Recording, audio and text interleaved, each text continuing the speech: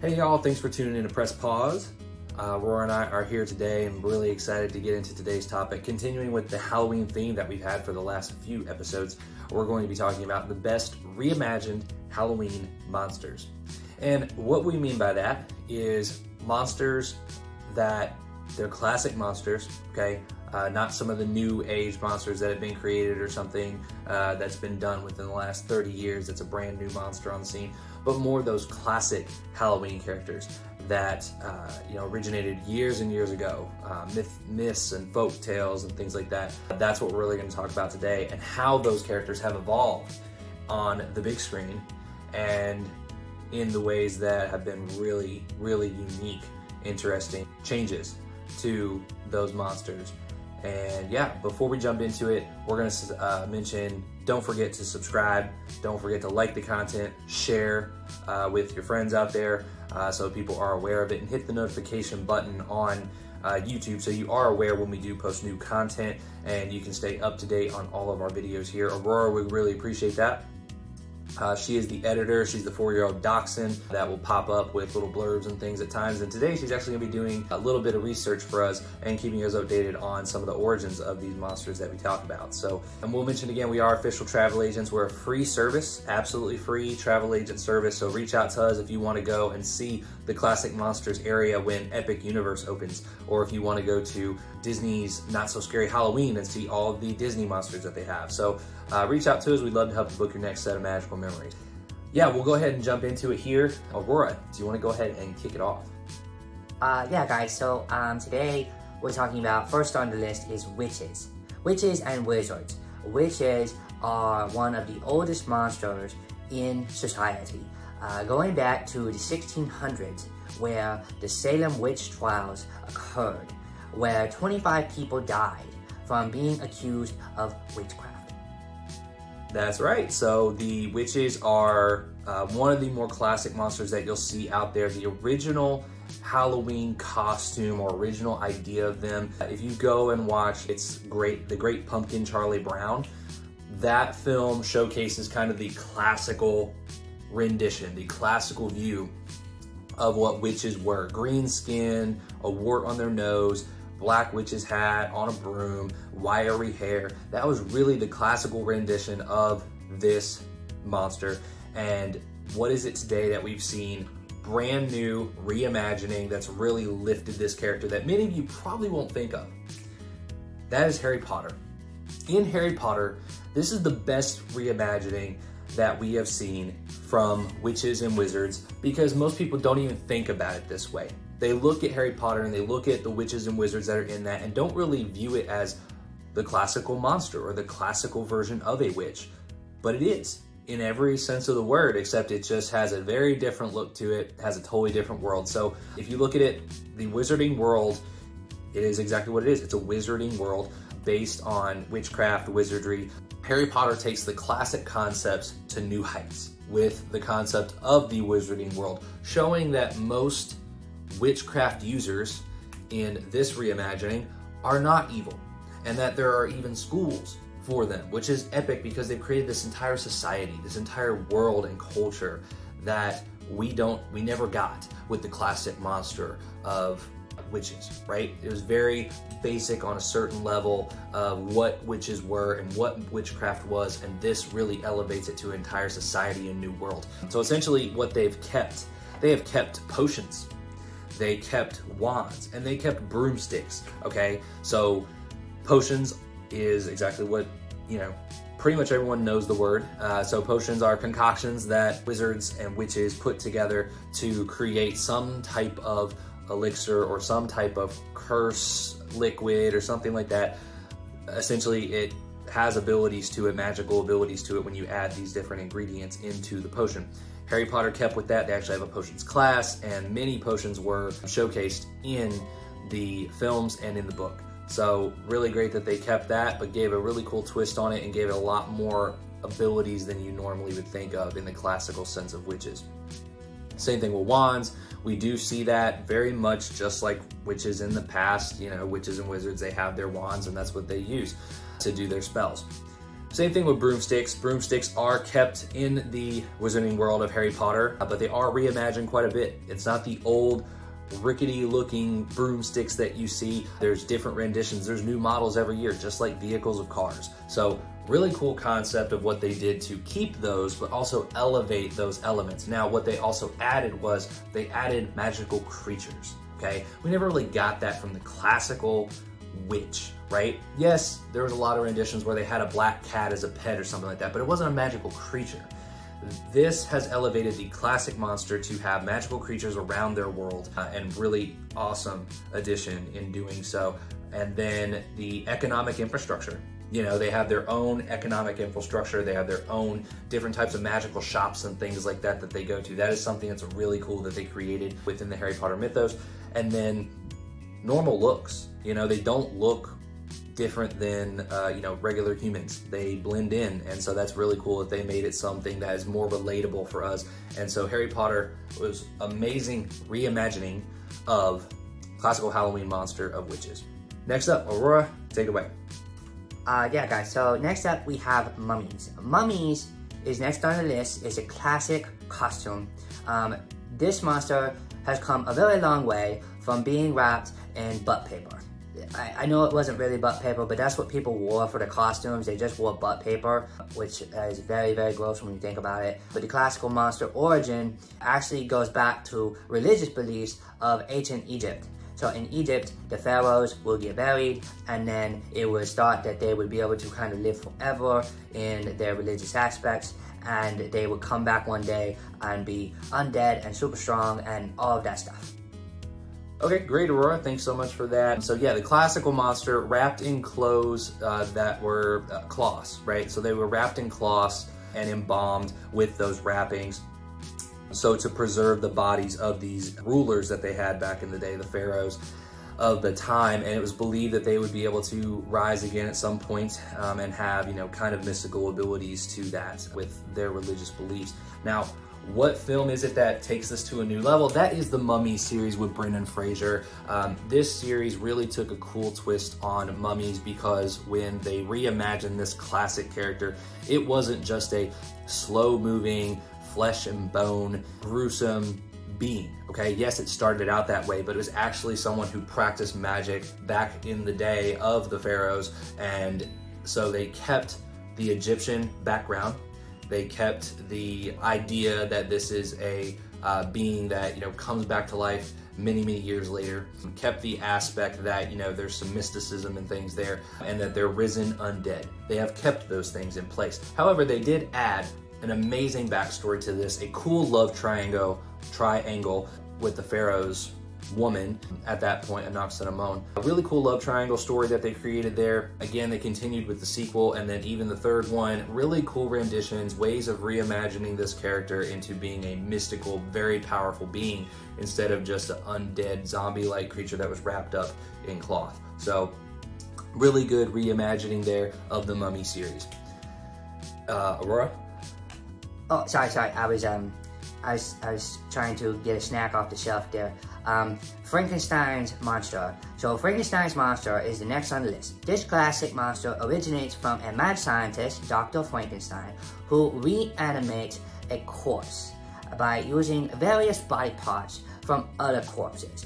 I basically think about like Legos, where you put the wrong Lego pieces onto things and it doesn't look right. That's pretty much what happened here. And it wasn't very pretty. Okay, Aurora, thank you for that. So this creature was designed in lore to have bolts in his neck, from the classical sense, stitches all over his body, and to be very unintelligent, lumbering type of walk to the character. And this is the classical style of that monster. Now, the reimagining of this was fantastic in the movie I, Frankenstein. I, Frankenstein was an amazing film. They did such a great job with it. If you haven't seen I, Frankenstein, because it is pretty underrated, check out that film. It is a really great way of making the character of Frankenstein's monster to be something that is really elevated beyond just this low lumbering, brainless type of being, right? So they reimagined the character really well, added some cool storylines to it. What they kept was the stitching all over the body, the design of the different body parts. You know, obviously it was a creature created, you know, brought back to life by a person. So that was kept intact. What they added was they removed the bolts from his neck, which was great, made it more of a realistic type of character, not so much cartoony in the way that the creature comes back. They added intelligence to the creature. So Frankenstein in this film was actually very intelligent, could read and write and things like that, so very good. And then very swift speed and the ability to actually even use weapons in the movie. So really cool background story that they created, kind of pairing off of the same background of, you know, this creature was created by someone. Then they jumped off of that by making it someone who could actually be a warrior, who could actually fight, who could actually be very swift and fast in their movements and use weapons to battle against some of the forces of darkness out there in this world that they created with angels and demons. So really, really cool, great reimagining of that character. Okay, next up we have zombies. Zombies are a classic monster that is an undead creature that originates from Haitian culture with voodoo practices. So essentially they would do voodoo on people that were dead, and they would come back and they would be zombies and they would want to eat your brain. Okay, thanks Aurora, she is correct. It is coming from Haitian cultures where zombies originated from, with voodoo practices and things. It was discussed and it was kind of brought forward that they could reanimate the dead, bring the dead back to life with voodoo practices, right? So kind of mysticism and somewhat witchcraftery there.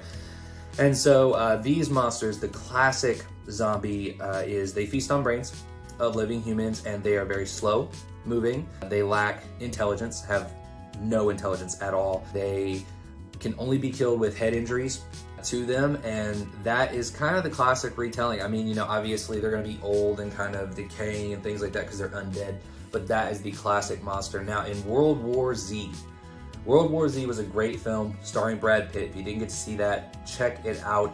They turned this classic monster into a fast-moving being with the same principles as the original creature, outside of the fact that they are very fast, somewhat a little more intelligent than you would think of a typical zombie to be. So they kept the undead creature. They kept the idea of, you know, they're so scary because of the massive hordes of them. There's so many of them out there because they bite someone, they infect them. And yeah, that's something that they did keep in place, which was good. And then they did kind of keep that they're unintelligent. You know, they don't really talk. They're not of high intellect, but they do have, you know, some basic functions. So that was good. Those are the things that they kept. Now what they added was fast movements. Okay, these creatures can move very fast. They were ones that you did not want to, you know, run into because you might not even be able to outrun them as a normal person. So they were created from a disease-like plague, which goes away from the voodoo type of raising of the dead. It was more of a disease-like plague that brought these creatures into being. And so that's very different as well, which I also think created a cool dynamic to the story. And then they wouldn't attack anything that had a fatal disease.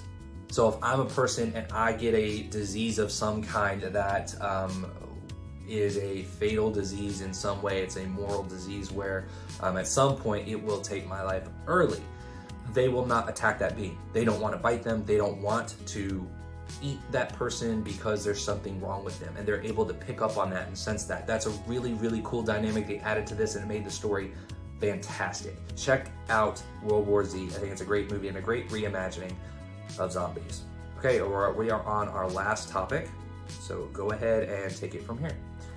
Okay guys, so the next one is the swamp monster. Okay, so the swamp monster is a humanoid creature. It came from Cajun and Native American folklore as to be raised by alligators in the swamp. Okay, and my grandpa will really like that. He's a big Florida Gators fan. So, but swamp monster was a creature that was raised by alligators in the swamp down in the Cajun area, which is like New Orleans, Louisiana, and Native Americans created this creature. Okay, very good. So yeah, the classic monster for this was portrayed as a large, lumbering being that lived within the swamp of New Orleans in the Cajun area and was covered in swamp grass and weeds, right? Again, the classic origin of this is that it was a creature that was raised by alligators in the swamp and things like that. A really great reimagining of this character today is actually Swamp Thing from DC Comics, okay? Now, the reason we're bringing this forward onto here is, yes, it's in comics, so it is canon out there in the entertainment mythos, but it's also in animated films that DC has done. If you haven't seen Justice League Dark, if you haven't seen any of the Amazing Justice League or Amazing DC animated films they've been putting out lately, check them out. Swamp Thing is in quite a bit of them, and the reimagining of this character is done so well. He's been made into a kind of a mystical being that's fueled from the earth, and that's a really awesome addition that they've done. But what they kept the swamp-like appearance and origin of this creature. He's created from the swamp, he lives within the swamp, he has swamp grass and things like that all over him, and he's kind of made up of that. So they kept that original thought process to him. However, they added that he has powers of controlling nature to an extent, okay? They also added that he is found not only in Cajun swamps, but he can actually present himself all across the world in different various biomes. So that is something that they added as well. And then he is a protector of the green, which is the earth, okay? The green is the earth. So he is a protector of the earth and nature and greenery on the earth.